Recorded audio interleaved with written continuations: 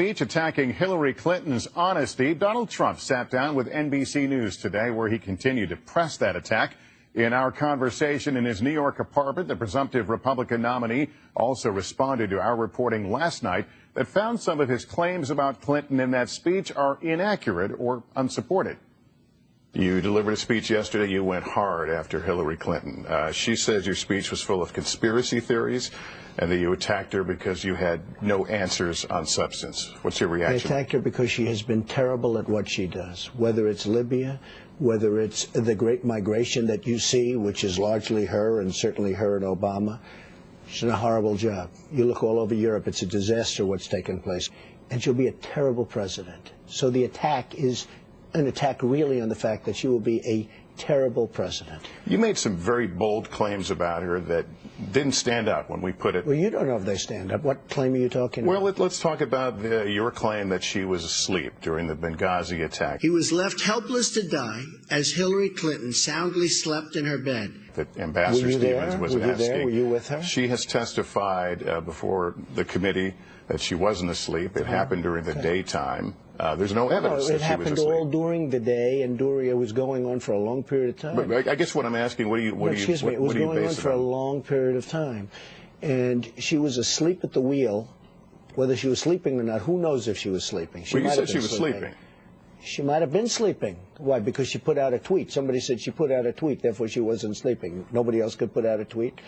So you stand by what you said. I can tell you this, whether she was sleeping or not, and she might have been sleeping, it was a disaster. It was a horrific disaster, and it was on her watch.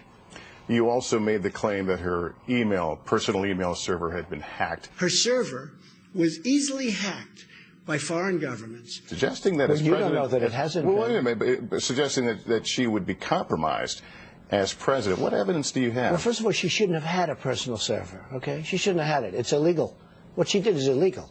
Now, she might not be judged that way because, we have a rigged system.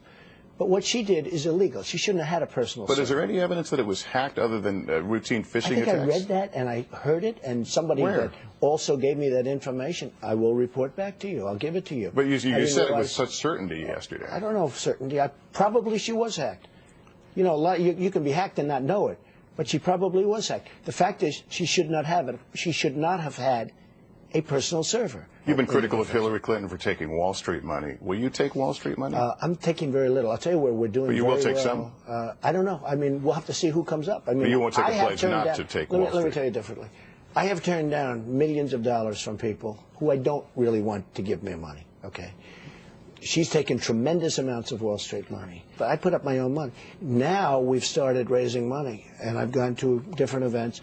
And again, a lot of money is being raised for the Republican Party. I think you will be really surprised when you see the next report. Do you plan to debate her? Of course I do. I 3 times? To it. You commit to 3 debates? I think it's 3 debates, yeah.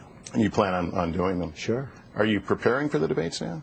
I think my whole life has been in preparation, frankly. But yeah, sure, I'll be preparing like everybody else. You made an appeal yesterday in your speech to Bernie Sanders voters to come over to Team Trump. You're asking people who support a democratic socialist to come over to you, a symbol of capitalism. That's true. You know why? Who just told me that he may or may not take Wall Street money. Okay. Let me just tell you why.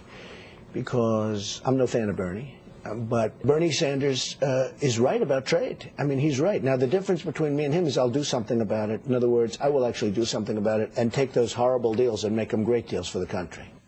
Part of our conversation here in New York today, Mr. Trump leaves tonight for Scotland on a short non-political trip. After more than 24 hours, Democrats ended their historic sit-in on the floor of the House. They demanded action on gun control, vowing the fight will go on, while Republicans dismissed their protest as little more than an attention-grabbing stunt. We get details from NBC News national correspondent Peter Alexander.